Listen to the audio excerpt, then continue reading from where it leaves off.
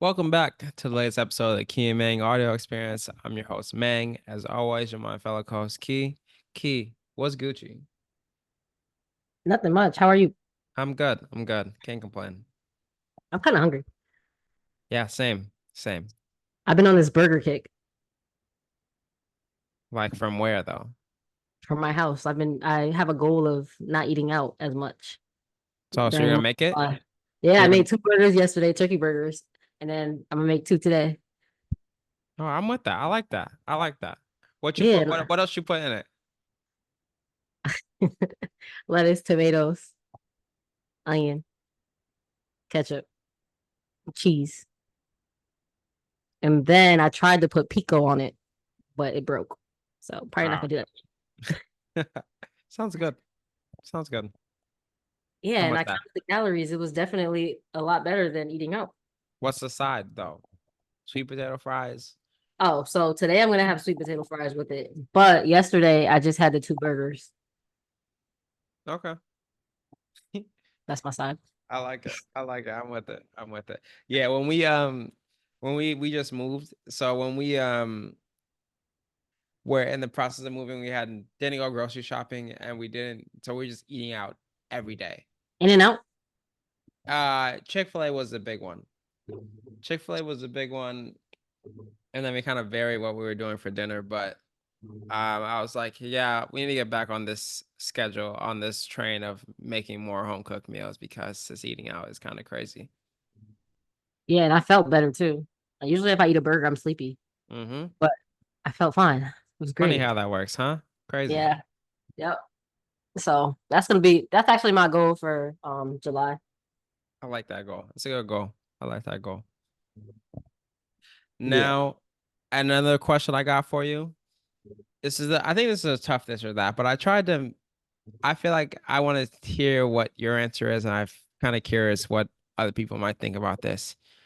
What would you choose? Would you rather fail 90% of the time or succeed 90% of the time?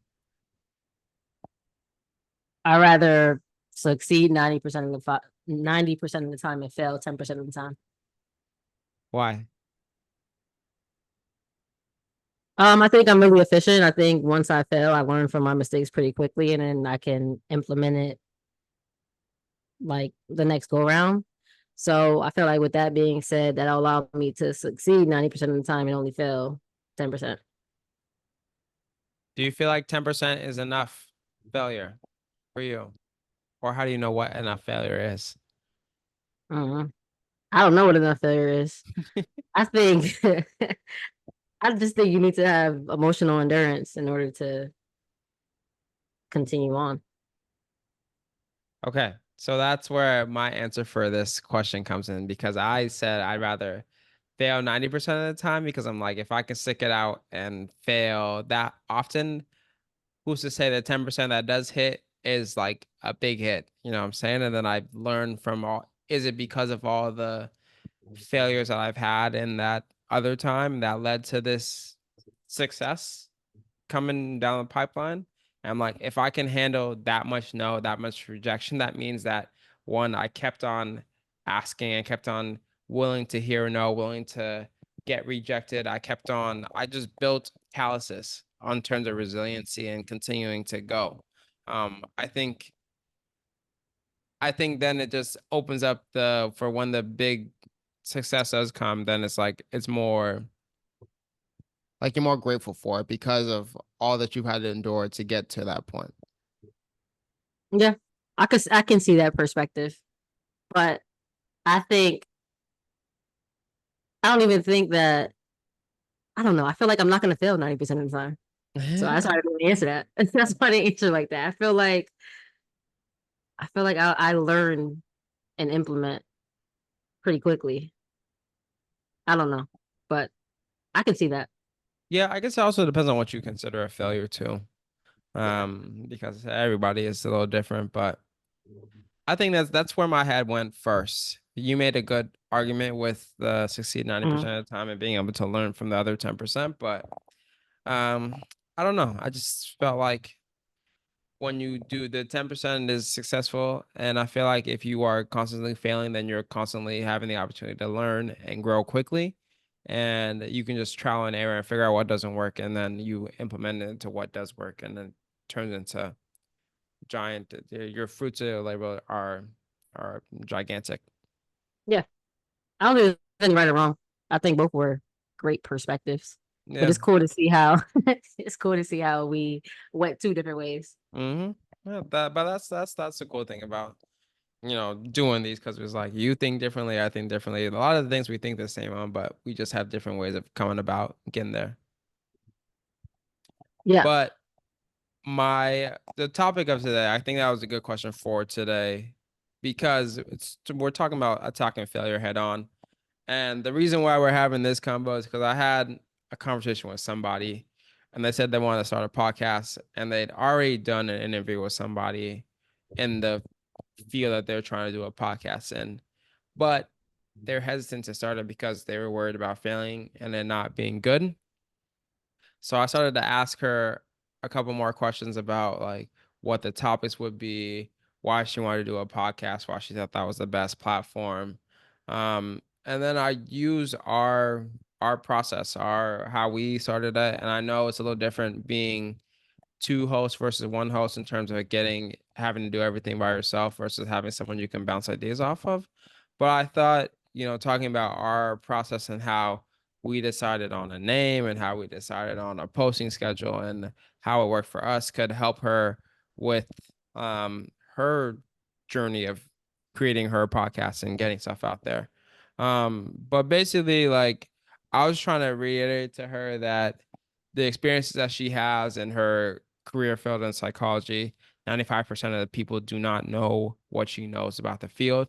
And all she has to do is figure out a way to deliver that information so that people who are interested in mindset and psychology and that kind of stuff will understand it and have actionable things that they can take forward. And it will be valuable to people, because a lot of people are struggling with mental health and staying mentally resilient and enduring through hard times. And we need a lot of help, especially as things get harder and things get more expensive, and stuff starts to add up quickly. So I'm just trying to we were just talking about like ideas of how she could get her stuff popping, not popping, but going to continue to learn. So I just wanted to just that and have me thinking about why do we run away from failure, and why is it not more embraced along as a whole community?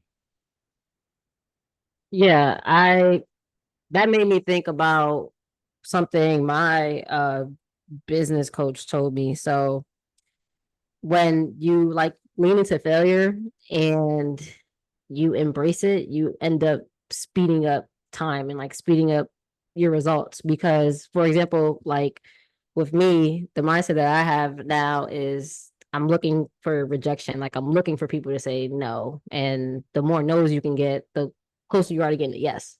So the quicker you can start posting episodes or posting content, the more you can the quicker you are to get to failure, and then the quicker you're going to be to improve that, and the quicker you're going to get to your goal. But if you don't ever start and out of fear of failing, you're always going to be that much further from your result.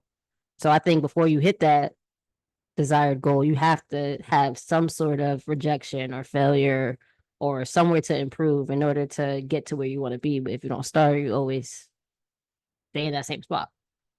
So if you can lean into failure, you'll get to your goal quicker. If that Uh, makes sense. yeah, no, it does make sense, and I think it's a healthy mindset to have, of being able to figure out where you're messing up, to then be able to address those things to make it a little less sucky the next time. So the next time you approach it, you're a little less bad because of the previous experience. Or let's say you have an interview with somebody and it goes horribly, and you're like, all right, I did this well, I did this well, this I was not good at, and the next time I have somebody, I'm going to address this thing. And if you only address one thing, you got a little bit better, and then you're just going to keep adding to that, and eventually it's going to get to a point where your 100th episode is way better than your first episode, but because you've been actively learning along the way, you've actively been getting feedback from your friends and people that you trust, and it just overall helps you get confident. I think we talked about this before. Like, you gain confidence from doing the things you say you're going to do, and if you are able to, get that feedback and implement it, then you're like, all right, I know I need to do this. This has to go out on a certain day. Then you get it done. You start to build that confidence in yourself, and once that confidence starts to get built up, then you start to transform slowly over time.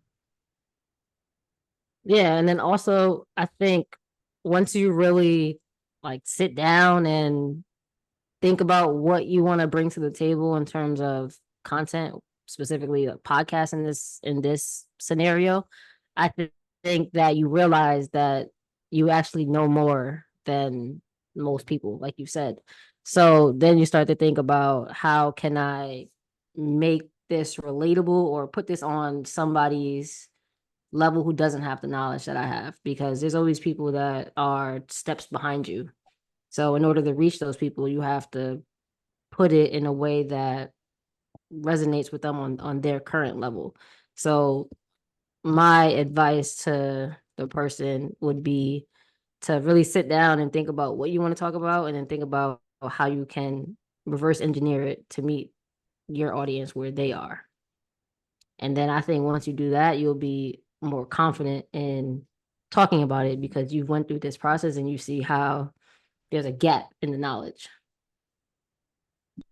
And you'd be surprised. I think you'd be surprised with how little people know when you actually get them talking about a subject, or um and you think it's so basic. You're like, everyone should know this, but sometimes you make the assumption and you're like, I'm not going to talk about this because everyone already knows this, when in fact nobody knows it. And that's why I think some of the things that we talked about was like, you just got to figure out how to make sure that what you're telling people, that they understand what you're telling them in a way that's valuable and that's going to help them be able to implement things. And then when you stick to once you figure out how often you want to post, stick to it. You don't need a guest for every episode, but your background allows for you to disseminate knowledge at a rate where a lot of people do not understand it. And because of that, you then have to be careful with how you choose to use your words, because your words are powerful and people are going to listen.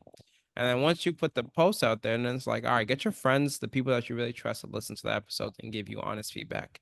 And if it's people that you trust, that they're not trying to hurt you, but because they're trying to see you succeed. So you take that feedback from them and you use that as areas of improvement. And then you can also use it as topic ideas. Also, it's like, hey, um, I talked to my friends and they gave me this feedback from my episode, so I'm going to talk about this in a podcast episode, or I'm going to use this as a piece of content for my socials, or whatever the case may be. You just use the people that are close to you, that you trust, and you use them as your experimental things that you experiment and try things on. And I think that it's a good way to just get feedback and get used to getting constructive criticism, to be able then to bring out a product or bring out a service or bring value to the people that you're trying to help.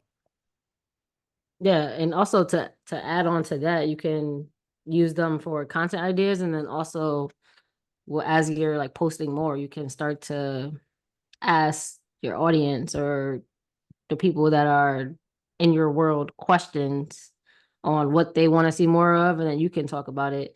And then also, it may be daunting to start putting out content because you feel like you're gonna run out of ideas. So write down the ideas that you have when you have them, and then also use the world around you for content.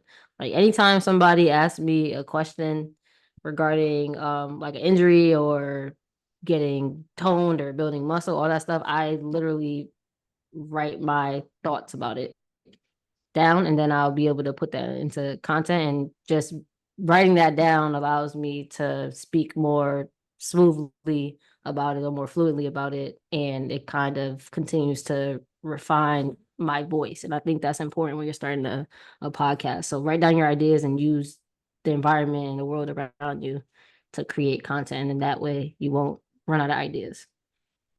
Yeah, I think there's a lot of inspiration everywhere. And sometimes I think we just need to take a step back and look at what we've been through and look what's around us to then realize that there's a lot of unique talking points or experiences that only you have and that you're able to then use those experiences to help other people along with their journey, whether it's entertainment, whether it's education, whether it's entertainment, just finding ways to help the people that you're trying to serve and making sure that your why is stronger than your doubt. And if that's the case, then I think it'll be easier to then make sure that you show up for the people that you're trying to help every time you commit whatever posting schedule that you committed to. And I think that makes it easier. So I would also say don't even look at the views or the listens that you get. I would just have the one goal of being consistent with whatever frequency that you've decided on. And then over time, as people start to listen, then they may go and binge your previous content. But I think for that first 6 months or that first year, you shouldn't even be paying attention to how many views you're getting. Because we've seen crazy jumps in our views, and we're like, what happened? And it's just people see our stuff and then they end up going back and watching previous episodes and the views just jump up. But if you're not consistent, you're never gonna even get to that point. good point. I think also the that first one's always the hardest. I felt like for us, I would speak for myself. I think the first one was the hardest to because once you put it out there, you're like, all right, you don't want to be one of the like I think I forgot what the status is like 93% of podcasts don't make it to 7 episodes. Mhm. And I was determined. I was like, Key, we're not gonna make it to. We're not gonna be one of those. We have to make it past 7 episodes. But then you don't want to just post just to post. You want it to be meaningful. But I think once you get the first one out there, then you're committed to trying to bring value to whoever's listening or that one person that you're trying to target. Once you release it, then it becomes easier. It's like, all right, how do I help this person, or how do I give them one thing or two things that they can take right now to help improve their life or whatever. The thing is you're trying to give them value on, and then just continue to ask yourself that question as you go on week by week, and when you're brainstorming your ideas or writing things down or whatever it may be. I think that was just getting over that hurdle is a big one, but once you get over it, it kind of like fire hydrant, like water coming out of a fire hydrant, things just start to open up and things start to happen because you just open the gates to a lot of possibilities.